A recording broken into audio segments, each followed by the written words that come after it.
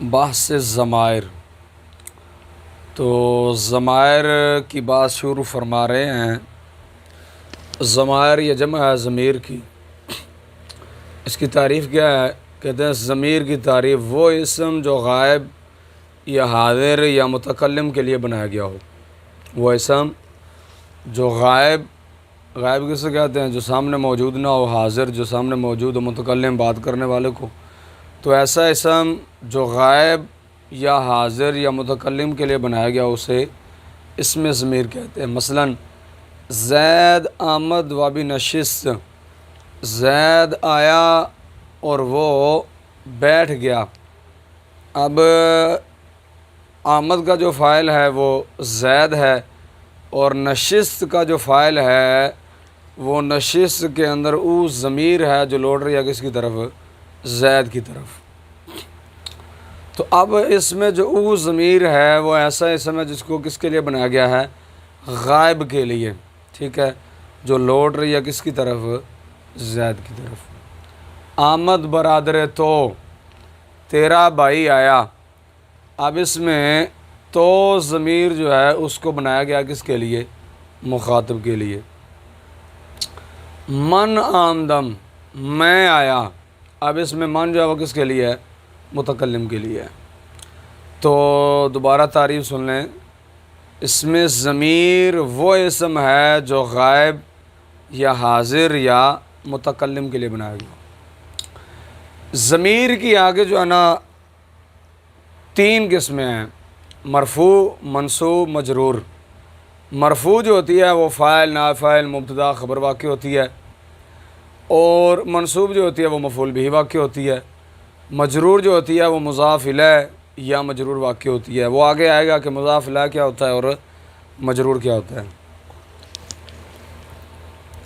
پھر ان میں سے آگے ہر ایک کی 2 قسمیں ہیں۔ مرفوع، منصوب، مجرور کی آگے پھر 2 قسمیں ہیں: مرفوع متصل، مرفوع منفصل، منصوب متصل، منصوب منفصل، مجرور متصل اور مجرور منفصل۔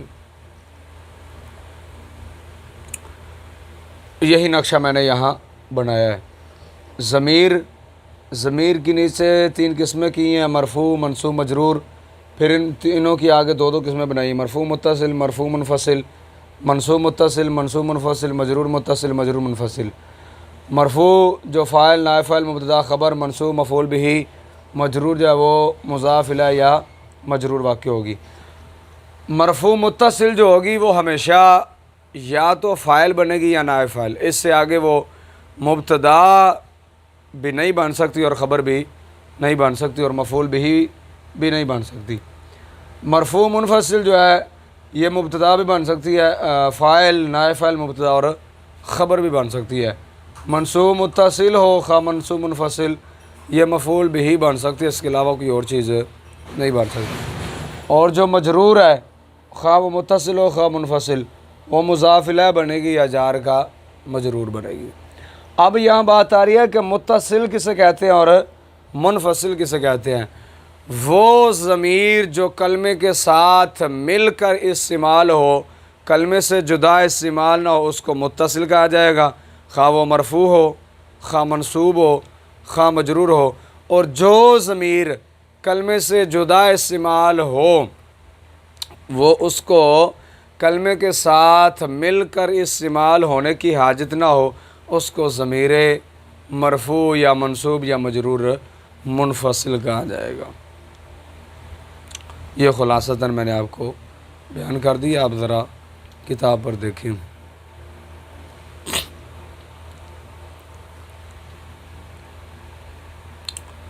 تو کہتے ہیں ضمیر کی تعریف وہ اسم جو غائب یا حاضر یا متکلم کے لیے بنایا گیا ہو۔ دوسری تعریف بھی کی ہے، وہ لفظ جو سابق مذکور شدہ اسم کی جگہ جس کو مرجع کہتے ہیں لایا جائے۔ مثلا آمد زید و بنشست۔ اب و بنشست میں جو او ضمیر ہے اس کو زید کی جگہ پر لایا گیا ہے، زید جس کو مرجع کہا جا رہا ہے، جو مرجع ہے۔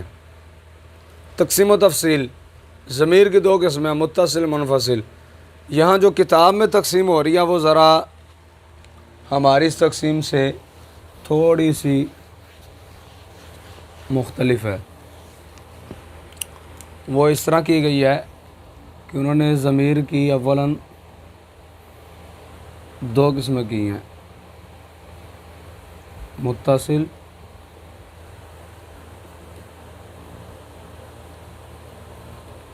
منفصل. آگے پھر اس کی تین قسمیں کی ہیں،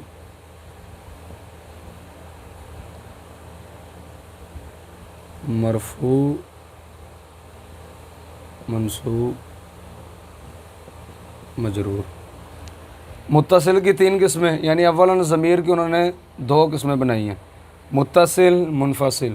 متصل جو کلمے کے ساتھ ملی ہوئی ہو، مل کر استعمال ہو، جدا استعمال نہ ہو. منفصل جو جدا استعمال ہو سکے، کلمے کے ساتھ ملنے کی اسے حاجت نہ ہو. پھر آگے متصل کی تین قسمیں، مرفوع، منصوب، مجرور. پھر اس طرح آگے جو ہے نا تین قسمیں اس کی بھی آگے ہیں، مرفوع، منصوب، مجرور. سمجھ آ رہی کہ نہیں آ رہی؟ کتاب میں جو تقسیم بیان کیا ہے وہ اس انداز سے. چلیں، ضمیر تقسیم و تفصیل. ضمیر کی دو قسمیں، متصل، منفصل. ضمیر متصل کی تعریف وہ ہے جو کلمہ سے پیوستہ ہو اور جدا نہ ہو، جیسے کردم. اب کردم میں جو میم ضمیر ہے واحد متکلم کی، یہ اس کے ساتھ استعمال ہوتی ہے، حالانکہ استعمال نہیں ہوتی. ضمیر منفصل کی تعریف وہ ہے جو جدا استعمال ہو اور کسی کلمے کے ساتھ ملنے کی اسے حاجت نہ ہو. پھر ان میں سے ہر ایک تین قسم پر ہے، مرفوع، منصوب، مجرور. مرفوع وہ ضمیر جو فاعل، نائب فاعل یا مبتدا واقع ہو. یہاں تک کافی آگے آپ بات کرنے کی ضرورت نہیں ہے. جو فاعل، نائب فاعل یا مبتدا یا خبر بھی واقع ہو سکتی ہے. منصوب وہ ضمیر جو مفعول بھی واقع ہو. مجرور وہ ضمیر جو مضاف کے بعد آئے یا جار کے بعد آئے، یعنی جو مضاف کا مضاف الیہ اور جار کا مجرور واقع ہو. سارا خلاصتاً پہلے میں نے ذکر کر دیا. تنبیہ: ضمیر مرفوع متصل ہرگز مبتدا واقع نہیں ہو سکتی، اور ضمیر منصوب اور مجرور ہرگز فاعل، نائب فاعل اور مبتدا واقع نہیں ہو سکتی. مرفوع متصل مفعول بھی نہیں بن سکتی، اور منصوب اور مجرور جو ہے وہ فاعل، نائب فاعل یا مبتدا نہیں بن سکتی. اب ذرا نقشہ جو ہے وہ دیکھ لیں. نقشہ ضمائر، چونکہ 6 قسمیں بنتی ہیں سب ضمیروں کی، مرفوع متصل، مرفوع منفصل، منصوب متصل، منصوب منفصل، مجرور متصل اور مجرور منفصل. تو 6 قسمیں بنتی ہیں. ان 6 کی آگے جو ہے نا 6 جو ضمیریں ہیں سب کی 6 36. تو وہاں یہاں پر 36 ضمیریں جو ان کو ذکر فرما رہے ہیں. مرفوع متصل واحد غائب کے لیے دال اور تا. یاد رکھیں یہ دال اور تا جو ہے یہ ضمیر نہیں ہے بلکہ یہ صیغے کی علامت ہے. جس طرح دارابا میں با جو ہے مبنی بر فتح ہونا یہ دارابا کی علامت ہے واحد غائب کی، لیکن وہ اس کی جو ہے ضمیر نہیں ہے. دارابا میں ہوا ضمیر جو ہے وہ اس کا فاعل ہے. اس طرح جو مثلا گفت ہے اس میں تا جو ہے یہ ضمیر نہیں ہے بلکہ یہ واحد غائب کی علامت ہے. او ضمیر اس میں اس کا فاعل ہے. سمجھ آ رہی؟ او ضمیر اس میں اس کا فاعل ہے. تو دال تا واحد غائب کے لیے علامت ہے، او ضمیر اس میں اس کا فاعل ہوگی فعل میں. جمع غائب نون دال یہ علامت بھی اور ضمیر بھی ہے. یا واحد حاضر کے لیے یا دال، جمع حاضر کے لیے میم، واحد متکلم کے لیے یا میم، جمع متکلم کے لیے. جیسے ساخت، ساختن، ساختی، ساختے، ساختم، ساختیں. یہ مرفوع متصل کی مثالیں تھی. منصوب متصل شین، شا، تے، تا، میم، ما. ساختش، ساختشاں، ساختت، ساختتاں، ساختم، ساختماں. اس نے اس کو بنایا، اس نے ان کو بنایا، اس نے تجھ کو بنایا، اس نے تم کو بنایا، اس نے مجھ کو بنایا، اس نے ہم کو بنایا. مجرور متصل کی مثال شین، شاں، تے، تا، میم، ما. غلامش یا مضاف الیہ بن رہی ہے مجرور متصل. غلامش، غلامشا، غلامت، غلامتا، غلامم، غلامما. اس کا غلام، ان کا غلام، تیرا غلام، تمہارا غلام، میرا غلام، ہمارا غلام. مرفوع منفصل او، وے، آ، او، شا، آنا، آہاں. یہ غائب کے لیے 3 ضمیر استعمال ہوتی ہیں، او، وے، آ. اور جمع غائب کے لیے بھی 3، او، شا، آنا، آہاں. تو، شما، من، ما. آمد او وہ آیا، آمدن او شاں وہ آئے، آمدی تو آیا، آمدید شما تم آئے، آمدم من میں آیا، آمدیم ما ہم آئے۔ منصوب منفصل اورا ویرا آرا او شارا آرا آہارا، ترا شمارا مرا مارا، گفتد اورا گفتند اورا او شارا، گفتند ترا گفتند شمارا، گفتند مرا گفتند مارا۔ انہوں نے اس کو کہا، انہوں نے ان کو کہا، انہوں نے تجھ کو کہا، انہوں نے تجھ کو کہا، انہوں نے مجھ کو کہا، انہوں نے ہم کو کہا۔ مجرور منفصل او ہے آ او شا آنا آہا تو شما من مام۔ غلام او اس کا غلام، غلام او شاہ ان کا غلام، غلام تو تیرا غلام، غلام شما تمہارا غلام، غلام من میرا غلام، غلام ماں ہمارا غلام۔ یہ تھی مجرور منفصل۔ یاد رکھیں یہ مجرور منفصل جو ہوتی ہے یہ فارسی میں تو آتی ہے لیکن عربی زبان میں نہیں آتی۔ عربی میں مرفوع متصل، مرفوع منفصل، منصوب متصل، منصوب منفصل اور مجرور متصل، بس عربی میں مرفوع منفصل نہیں ہوتی۔ فوائد بھائی چند یہاں پر فوائد ذکر فرما رہے ہیں 10 بلکہ 11، وہ بھی سماعت فرما لیں، ضروری ہیں۔ جب ضمیر منفصل کے ساتھ، ضمیر منفصل کے ساتھ را کا اضافہ کریں تو اس وقت تو کی واو اور من کی نون گر جاتی ہے، جس کو ترا اور مرا پڑھتے ہیں۔ یہ اصل میں تھا تو را، ٹھیک ہے، جب را ملا تو واو کو گرا کر ترا، مرا اصل میں تھا من را، جب را ملا تو نون کو گرا کے مرا پڑھا جائے گا۔ آسان ہے کہ اتنا مشکل نہیں ہے۔ ضمائر متصلہ شین تے میم جب یہ کسی کلمے سے لاحق ہو تو ان کا ماقبل ہمیشہ مفتوح ہوگا، جیسے کتاب، کتاب سے کتابش، کتاب سے کتابت، کتاب سے کتابم، ٹھیک ہے۔ جب میم مل رہی ہے کتاب کے ساتھ تو میم کا ماقبل مفتوح آ رہا ہے۔ مگر جب اس سے پہلے کاف بیانیہ یا صفتیہ یا صلہ کا ہو تو جب ان سے پہلے، چونکہ پیچھے ضمائر متصلہ جمع کا لفظ ہے تو مرجع بھی جمع کا ہونا چاہیے، جب ان سے پہلے کاف بیانیہ یا صفتیہ یا صلہ کا ہو تو اس وقت ان کا ماقبل مکسور پڑھا جائے گا، جیسے کش۔ اب یہاں کش نہیں پڑھیں گے، کش پڑھیں گے۔ نمبر 3، جب ضمائر متصلہ شین تے میم ایسے کلمے سے لاحق ہوں کہ جس کے آخر میں الف یا واو ہو تو الف اور واو کے بعد یا بڑھائیں گے، جیسے پایم۔ اب پا یہ ایسا کلمہ ہے کہ اس کے آخر میں الف ہے، تو جب اس کے ساتھ ضمیر ملائیں گے تو ضمیر سے پہلے یا لے کر آئیں گے، تو پام نہیں پڑھیں گے پام، بلکہ پایم۔ بویت، اب بو کے آخر میں واو تھی تو لہذا یا کا اضافہ کر کے کیا پڑھیں گے، بوت نہیں پڑھیں گے، بو یت پڑھیں گے۔ خدا یم، خدا یت، خدا یش، رویت، رو یش، رو یم۔ سمجھ آ رہی کہ نہیں آ رہی؟ ضمائر متصلہ شین تے میم ان پر حرف جا داخل نہیں ہو سکتا، متصلہ پر داخل نہیں ہو سکتا، لیکن منفصلہ پر داخل ہو سکتا ہے۔ نمبر 5 بھائی جب ضمائر متصلہ ایسے کلمہ سے لاحق ہوں کہ جس کے آخر میں ہائے مختفی ہو تو ہائے مختفی کے بعد الف کا اضافہ کریں گے، جیسے بندہ ام، بندہ ات، بنداش۔ اب میم ضمیر تھی لیکن پہلا جو کلمہ ہے بندہ اس کے آخر میں ہا تھی، تو لہٰذا اب بندہ ہم یا بندہ ہتھ یا بندہ ہش نہیں پڑھیں گے، بلکہ ضمائر سے پہلے الف لایا جائے گا، الف کا اضافہ کر کے پھر پڑھا جائے گا۔ تو بندہ ہتھ سے بندہ ات اور بندہ ہش سے بنداش۔ نمبر 4 بھائی، اور نمبر 6 بھائی یہاں پر کتابت کی غلطی آ گئی۔ کبھی ادب کی وجہ سے مخاطب کو جناب، آ جناب، قبلہ، آ قبلہ، صاحب، آ صاحب وغیرہ الفاظ سے خطاب کر کے بات کرتے ہیں، یعنی مخاطب کی ضمیر کو ذکر کرنے کے بجائے ان کلمات کو ذکر کر دیا جاتا ہے، جیسے جناب چے فرمائے، جناب کیا فرماتے ہیں، یعنی یہ ہوتا کہ شما چے فرمائی، ٹھیک ہے، تم کیا کہتے ہو، یا تو چے فرمائی۔ تو مخاطب کو ذکر کرنے کے بجائے، مخاطب کی ضمیر ذکر کرنے کے بجائے جناب یا دیگر کلمات جو ان کو ذکر کر دیا جاتا ہے۔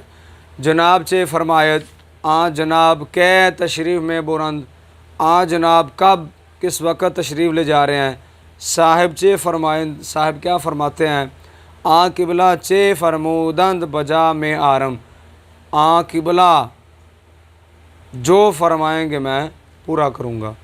تو یہاں ضمائر کی جگہ دیگر کلمات کو مخاطب کی جگہ پر مخاطب کی ضمیر ذکر کرنے کے بجائے دوسرے کلمات کو ذکر کیا جا رہا ہے۔ نمبر 7 بھائی، کبھی انسان عاجزی کی وجہ سے اپنے لیے متکلم کے بجائے غائب کا صیغہ استعمال کرتا ہے، جیسے بندہ خود میں رفت، بندہ خود میں رفت، بندہ خود جاتا ہے، اور متکلم اپنے کے لیے رفتم کی بجائے کیا کہہ رہا ہے، خود میں رفت، غائب کا صیغہ استعمال کر رہا ہے۔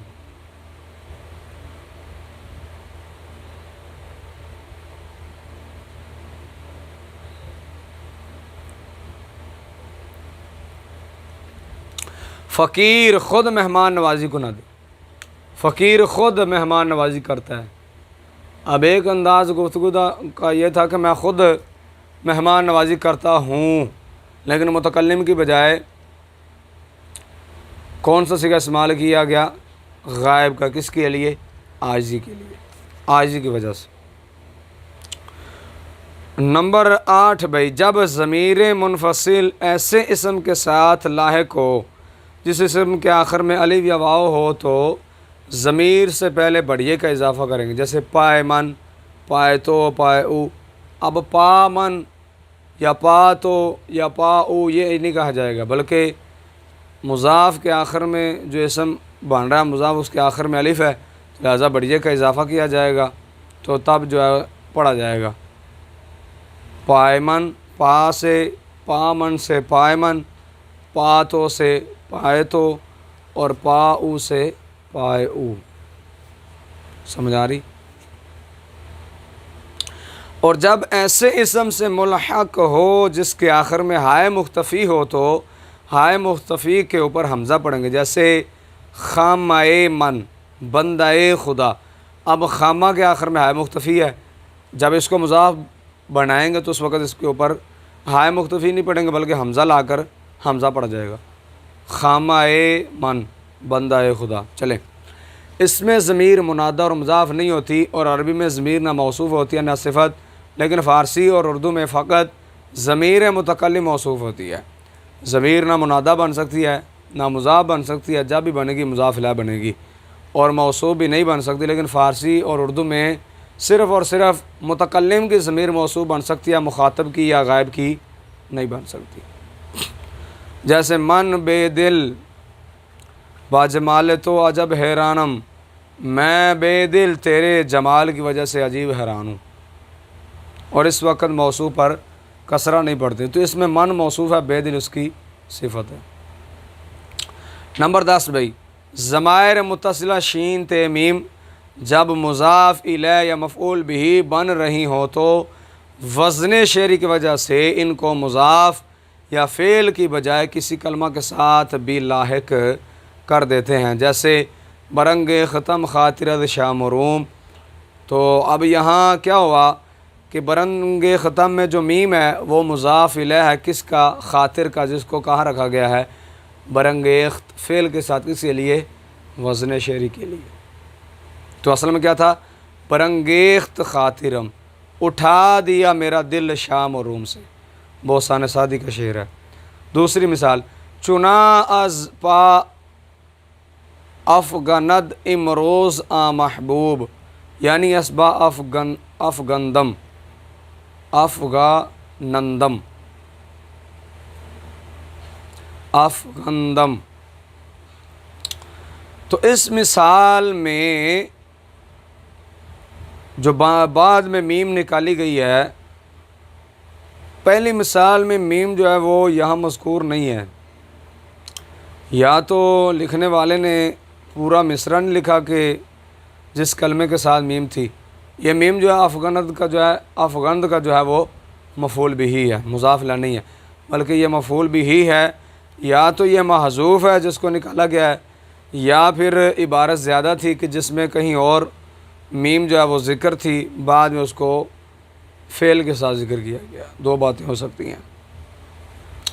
تو بس بات یہ کرنا چاہتے ہیں کہ میم جو ہوتی ہے وہ کبھی مضاف الیہ جو ہوتی ہے وہ مضاف کے ساتھ ذکر کرنے کے بجائے کسی اور کلمہ کے ساتھ ذکر کر دیا جاتا ہے، اور میم مفعول بھی جو ہوتی ہے یا اور جو ضمیر ہوتی ہے اس کو فعل کے ساتھ ذکر کرنے کے بجائے کسی اور کلمے کے ساتھ ذکر کر دیا جاتا ہے، یہ کہنا چاہتے ہیں بس۔